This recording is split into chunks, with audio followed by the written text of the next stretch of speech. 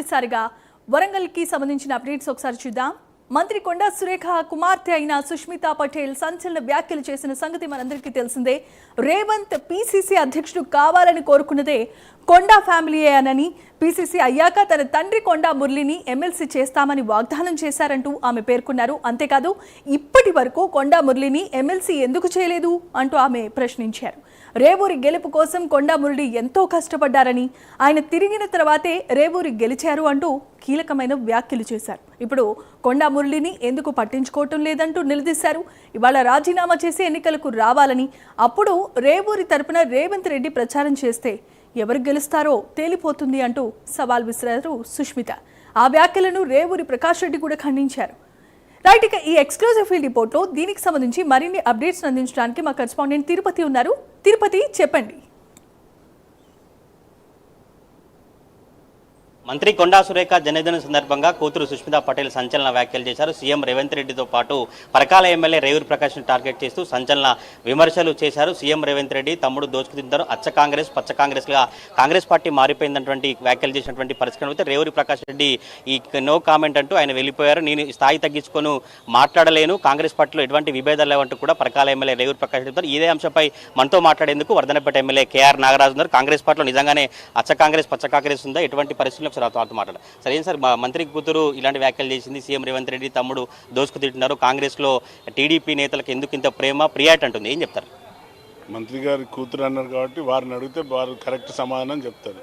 ఎందుకంటే తల్లిదండ్రులు సమాధానం చెప్పాలి.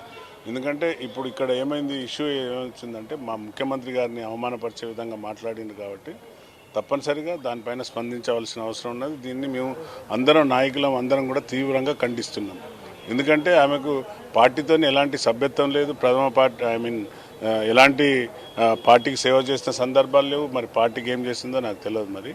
మరి అలాంటి వ్యక్తులు వచ్చి గౌరవ ముఖ్యమంత్రి మీద మాట్లాడడం మేము తీవ్రంగా ఖండిస్తున్నాం. దానికి వారి మినిస్టర్ వాళ్ళ పిల్లలు అంటున్నారు కాబట్టి మినిస్టర్ వాళ్ళే ఖండించాలి, దీన్ని ఏందనేది వాళ్ళే సమాధానం చెప్పాలి. రేవంత్ రెడ్డి సీఎం కావడం కోసం, టీపీసీ చీఫ్ కావడం కోసం కొండా మురళి కొండా సురేఖ కష్టపడ్డారు. అప్పుడు ఎమ్మెల్సీ పదవి ఇస్తానని మాట ఇచ్చారు, కానీ ఇప్పుడు మాట తప్పారని అంటూ నేను చెప్తారు. నేను అదే అంటున్నా, తల్లిదండ్రులు చెప్పాలి సమాధానం. ఈమెకు సంబంధం లేదు కదా, ఈమె హౌ కెన్ షీ టాక్? ఆమెకు ఏం సంబంధం ఉందని, ఆమె పార్టీతో ఏం సంబంధం ఉంది?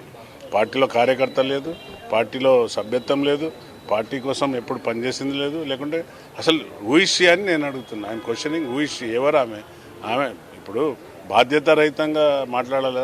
బాధ్యతారహితం లేకుండా ఇట్లా ఈ విధంగా మాట్లాడడం మేము తీవ్రంగా ఖండిస్తున్నాం. అసలు అవి మేము దాన్ని ఏమంటాం, లైన్లో కూడా తీసుకోవట్లేదు మేము దీన్ని. బట్ ఏంటంటే ఎవరైతే ఉన్నారో పార్టీ లైన్లో ఉన్నప్పుడు ఎమ్మెల్యేలు కానీ మినిస్టర్లు కానీ బాధ్యతంగా ఉంటారు, వారి పిల్లలు కూడా బాధ్యతగా ఉండాలి.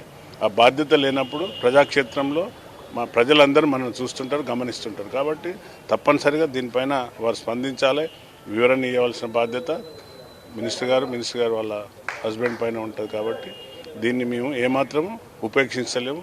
ఎందుకంటే ఏదేదో కామెంట్ చేస్తున్నారు సంబంధం లేకుండా. ఆమెకు సంబంధమే లేదు, ఎందుకు కామెంట్ చేస్తుందో తెలియదు.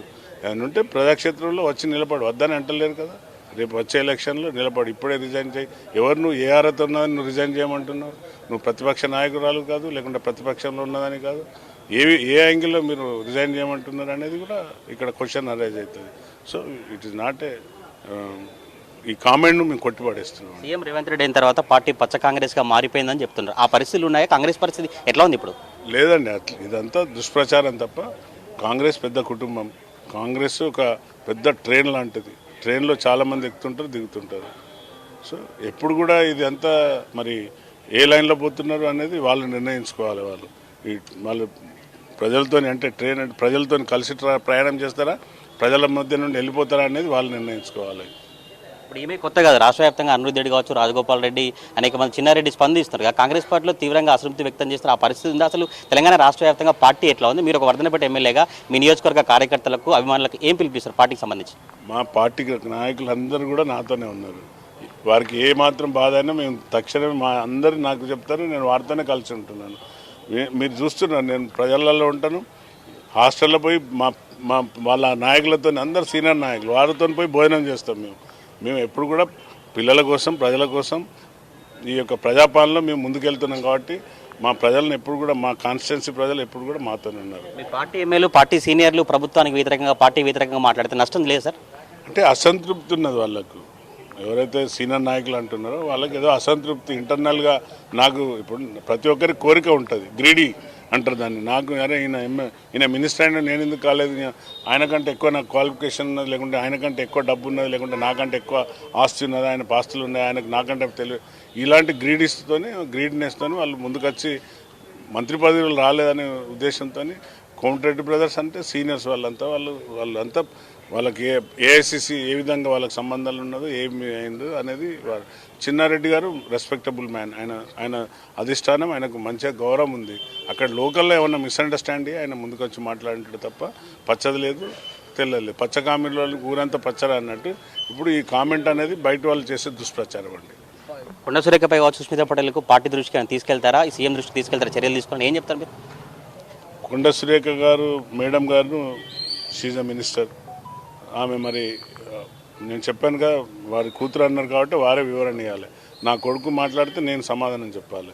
సో నా కొడుకు పదవి ఉన్నది, మరి యూత్ కాంగ్రెస్ ప్రెసిడెంట్ హన్మకొండ జిల్లాకు. మా యూత్ అంతా ఎన్నుకున్నారు. వాళ్ళు తప్పు చేస్తే తప్పనిసరిగా అతని పైన క్రమశిక్ష చర్యలు ఉంటాయి. మరి ఏం లేని వాళ్ళని మనం పట్టుకొని ఏమంటామండి, ఏమనలేము. So she's a kid, that's it. Wardhannapet MLA KR Nagaraj అభిప్రాయం అయితే పార్టీలో సభ్యత్వం లేకుండా పార్టీ కార్యకర్త కాకపోయినప్పటికీ కూడా ఆమె వ్యాఖ్యలను పట్టించుకోలేము. ఈ వ్యాఖ్యలకు సంబంధించి కొండా దంపతులు వివరణ ఇవ్వాలి. ఎవరైతే ప్రభుత్వ సంబంధించినటువంటి వ్యతిరేకంగా మాట్లాడే సీనియర్లు కొంత అసంతృప్తి వ్యక్తం చేసినటువంటి వాస్తవం. కానీ ఈ కాంగ్రెస్ పార్టీలో ఎటువంటి వరంగల్ జిల్లాలో విభేదాలు లేవు. సురేఖకు సంబంధించినటువంటి అంశానికి సంబంధించి మురళి సురేఖ వివరణ ఇవ్వాలంటూ కేఆర్ నాగరాజ్ చెప్పినటువంటి పరిస్థితి నేపథ్యంలో ఒక్కసారిగా సీఎం పట్టిన తర్వాత పరకాల నియోజకవర్గంలో పాలిటిక్స్ ఆసక్తికరంగా మారిపోయిన సిచ్యువేషన్ కనిపిస్తా ఉంది. Jemimah, right, thanks for the updates Tirupati.